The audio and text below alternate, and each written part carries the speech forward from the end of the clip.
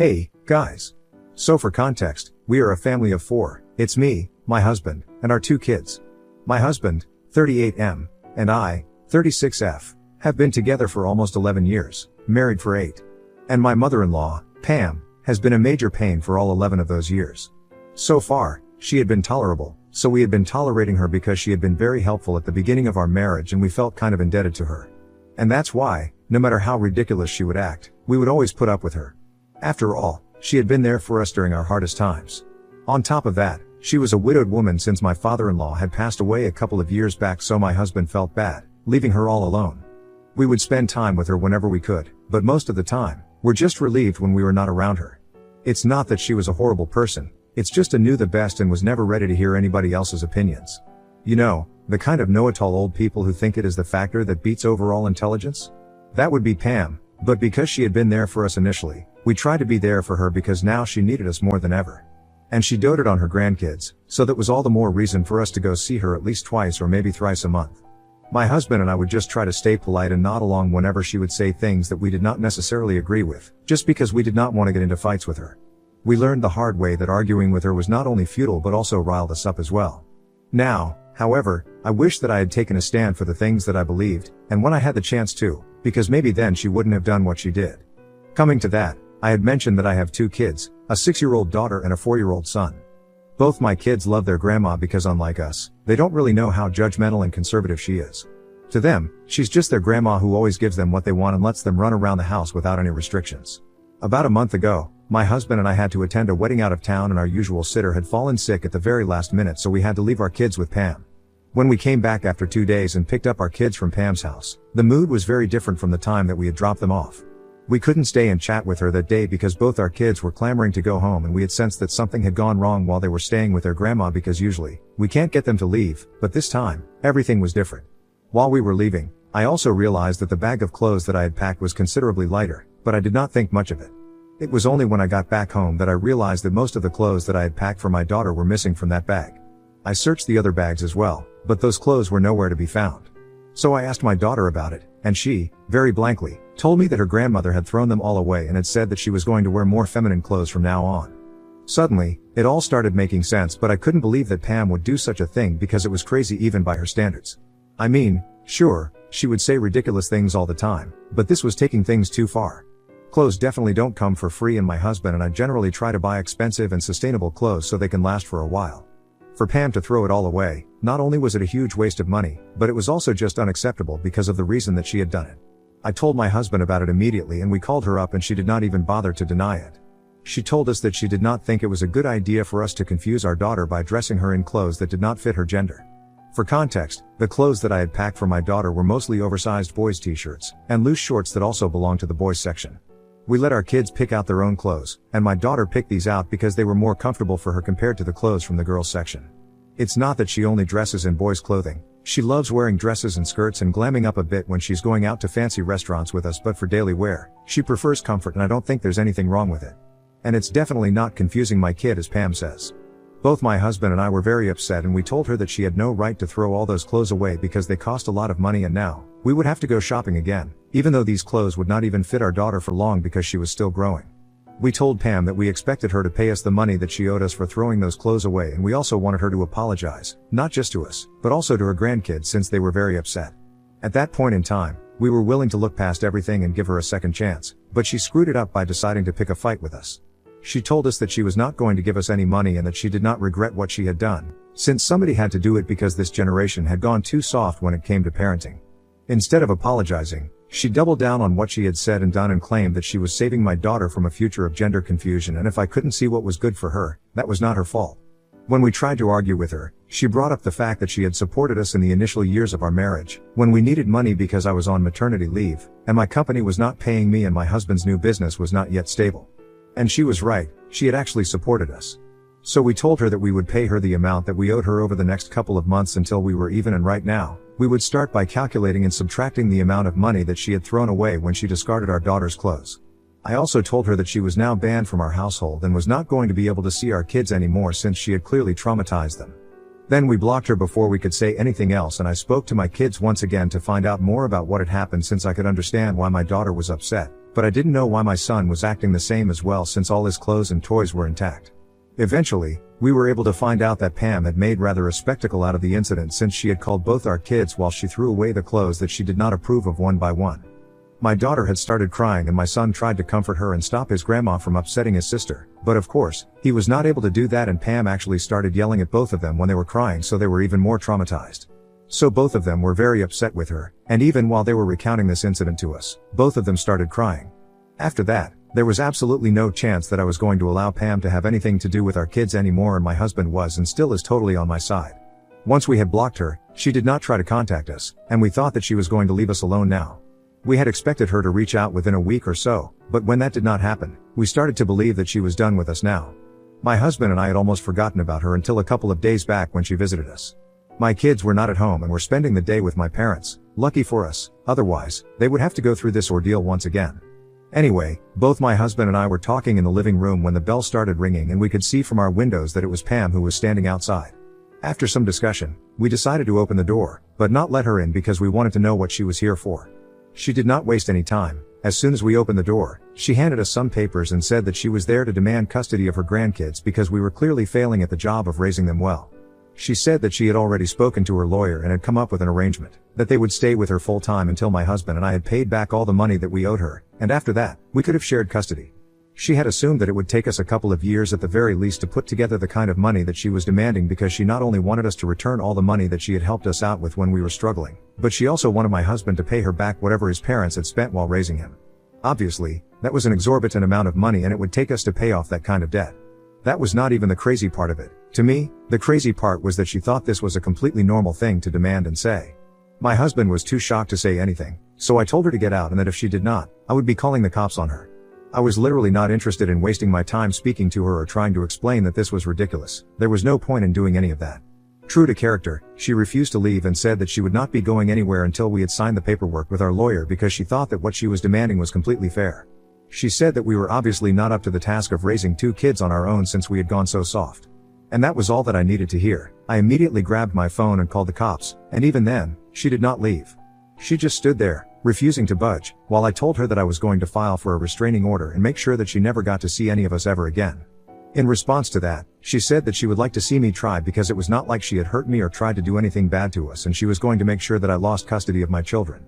She was really pissing me off, but I only had to wait until the cops showed up and dragged her off our property. That's when she started losing her mind. She had to be taken away, kicking and screaming and cursing at us. I'm genuinely glad that our kids were not there to see that because they had already been traumatized by her once. I was not about to allow it to happen once again. Now, I personally don't think that I did anything wrong by banning her in the first place or telling her that I would file for a restraining order against her. And even my husband is on my side, even though he had been quiet the entire time that his mother had been here since he had been shocked to his core. However, the rest of my husband's entire family is against us right now. They think that I am being very ungrateful because I've completely forgotten about the fact that she was the only person who had been there for us when we were struggling to make ends meet while taking care of a newborn baby. But just because she had helped us out when we needed it, it does not mean that she has the license to run our lives. And I don't really know how difficult it is to understand for the rest of the family. Everyone has been badgering us relentlessly, telling us that it was really messed up for us to call the cops on her, especially when she just wanted to look out for us. Seriously, is this how people look out for each other now? By threatening to take their kids away from them until they return the money that they owe you? I don't buy it. My husband has obviously been the one who has been most affected by all of this because earlier, he had pretty much been the gold standard for his family and all of a sudden, everything had changed. Everyone is hating on him and blaming him right now and he's been finding it very difficult to deal with, but I'm not really affected by it because well, it's not exactly my family. I keep trying to convince him that what we are doing is the right thing to do and he agrees with it. He hasn't said anything otherwise, but I can tell he's very upset. That's what's making me feel like I might be taking it too far. I don't know. I know for a fact that if we cut off Pam and actually do go ahead and file a restraining order against her, the rest of the family will cut us off as well. I'll be fine with it. I just don't know if my husband will be able to deal with it as well as I do. So now I want to ask Ida for wanting to file a restraining order against my mother-in-law. Update 1. Hey, so I decided to take the advice from the comments and spoke to my husband about what was going on with him. I had to try to speak to him earlier as well, but he kept insisting that he was alright and he would get over it eventually. Our kids had come back home and he was still not back in his element, so I was obviously getting worried.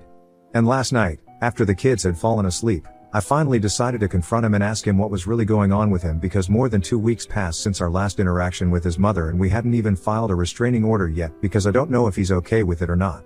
I told him that he could continue to pretend that everything was fine with him, but we had known each other for a really long time and I knew that he was not fine. I told him that in order for us to deal with the situation, we have to first acknowledge that there is something wrong right now, and only then will we be able to fix it. So I told him that he needed to talk to me, and he finally did. At first, he just looked really sad and I could see that he was silently crying while struggling to come up with the words, so I just sat by his side and comforted him as much as I could. My husband has always been very attached to his family, no matter what kind of people they are. I mean, who isn't? We all love our families, especially when they have only showered us with love and affection our entire lives. He had always been the darling of his family, and he told me that he was just finding it very difficult to deal with the fact that he might not be able to fix the situation with them ever again. Ideally, he would never have wanted a crisis like this to arise in the first place, but now that it had happened, there was no going back anymore. The reason he was actually sad was because he knew that he was going to have to cut them all out of his life. And he had already started the process, and it was not easy. It was actually quite depressing, so I could understand why he was so upset about it. He told me that so far, no matter how conservative and regressive his family had been, he has still been able to overlook all of it and how much they loved him, but right now, that did not seem enough. In fact, it did not even cut it. Because they had proven that when it came down to it, they valued their hollow principles more than they valued their relationships, and that was just sad. His entire family, including his mother, would rather control him rather than love him for who he is, and most of all, he was actually hurt by his mother's behavior. He said that so far, he had always accepted his mom the way she was. He had even gone so far as to try and understand why she had such awful opinions on certain things, and even though he did not agree with most of the things that she believed, he tried to be respectful of it. And she couldn't even extend that bare minimum courtesy to us. On top of that, she even expected us to put up with that sort of disrespect, at the cost of our kids as well. He also told me certain things that had happened in the past that he had never shared because he did not want to stress me out or make me upset. But apparently, after my daughter was born, Pam had told him that she would want me to quit my job and be a stay-at-home mom, even though she had always known how much I wanted to work. In my family, it's a matter of pride to make your own money, and I wanted to make people in my family, and most importantly, myself, proud. So it was very important for me to work. My husband told me that he had had to fight a lot with his mom to make sure that she did not say anything about it to me, since I had just given birth and I was vulnerable. So he did not want her to make me upset by suggesting that I quit my job. He also told me that after I gave birth to our son, he had had to have the same argument with his mother once again, because this time, she was much more insistent that I should quit my job and look after the kids instead. And yet again, he had to stop her from speaking to me about this because he did not want me to be upset. But this time, he couldn't stop her. He told me that he was very upset with himself as well, because he believed that he should have cut his mother off earlier rather than wait for so long until something awful happened. I finally hugged him after he was done talking. I told him that he was the best father, and we were good parents. We did not have anything to worry about. So far, he had tried to be a good son as well, but now, he had decided to be a good father, and there was nothing wrong with either of those things. Even though I had also tried to tolerate Pam to the best of my abilities because we were indebted to her, she had crossed a certain line and we were completely justified in wanting to break away from her. So I assured him that he was a good father and a good husband as well, since he had done the right thing by not telling me that I wanted me to quit my job after I had my kids. That would put me in a bad situation because, on the one hand, I would not have wanted to cut her off after everything that she had done for me, but on the other hand, I would have really hated being around her even more than I already did if she bugged me about quitting my job. Anyway, we were able to talk things out and he seemed to be in a considerably better mood this morning, so we are planning on going to the lawyer this evening and sorting things out. Update 2. Hey, so we spoke to the lawyer and asked him if we had grounds to file for a restraining order at the moment. Unfortunately, he had the same opinion that most people in the comments had, that we should refrain right now because we don't really have enough evidence to prove that she is a threat to us and our family. The only thing that she had done was show up at our house with paperwork and demand custody of our kids, and that's not really enough of a reason to ask for a protective order. He advised us to document all the interactions that we have with her from this point on, and if again we feel threatened by her, then we can definitely come to him. So that's what we are going to do. Ideally, obviously, we would not want her to bother us again, but if we are able to get her to stay away from us permanently, then I say bring it on. So far, it has only been my husband's family and his relatives texting him to tell him that he had failed as a son and stuff like that. But she hasn't reached out to us yet. We have blocked most of the people from his family who had taken her side, so right now nobody is bothering us. And either Pam is planning to do something big or she has given up, since it has been pretty silent from her end. Either way, I don't really care. Speaking to the lawyer gave me an insight, and I know for a fact that now, if she does anything, we can just record it and she will be legally ordered to stay away from us then. My husband is doing a lot better since the last update that I posted, and I'm very happy for him that he's finally finding it a bit easier to deal with what's going on. A lot of people also seem to be under the misconception that he had forced me to keep in touch with Pam for so many years, and I would just like to say, that's not true. It was a decision that both of us had made, that we would try to be there for her and tolerate her. Like I said, we were indebted to her, so we had to. I now understand that it was not a good decision, but it's done now. I just wanted to clarify that it was not something that my husband had forced me to do, both of us were equally a part of it. Anyway, if anything happens after this, I will let you guys know. Update 3, hi, guys. So in my last update, I had mentioned that Pam had not reached out to us after the last interaction that we had, and I had been speculating that she was probably planning to do something big. I was right, and I'm so happy that I predicted it, because I had thought she was going to do something dangerous, but instead, she made a complete and total fool out of herself in front of so many people that I can't even laugh out loud while typing this out. It's been close to 3 weeks since I originally posted here, so quite some time has passed since our last interaction with Pam. Last evening, we were watching a movie as a family when my phone started blowing up with notifications and messages all of a sudden. And then I turned to my husband, and I noticed that he was on his phone as well, so obviously the same thing was happening to him. After we went online, we realized that we had been tagged in a post by an anonymous account, which obviously belonged to Pam, who had posted pictures of our family with this caption: "This is what most people think what a normal family looks like." But if you look closely, you will notice that a lot of things are wrong here.